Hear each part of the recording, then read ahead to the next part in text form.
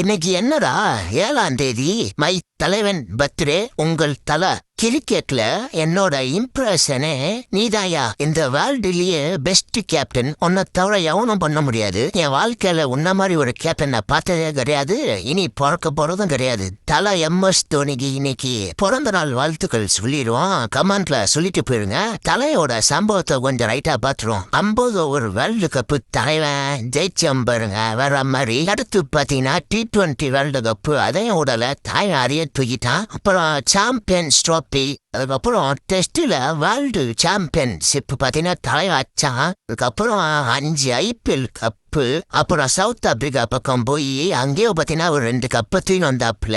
தலைவனை பாத்தீங்கன்னா இன்னும் நிறைய சொல்லிட்டே போனா. ட்ரை சீரீஸ் அப்படி நிறைய இருக்கு. அது சொல்லணும்னா வீடியோ போட்டுனே தான் இருக்கணும், டைமிங் போயின்னே இருக்கும். அதனால இதோட நான் முடிச்சுக்கிறேன்.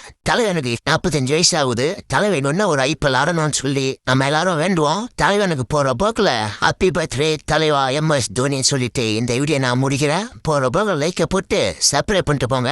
அடுத்த வீடியோல வரேன்.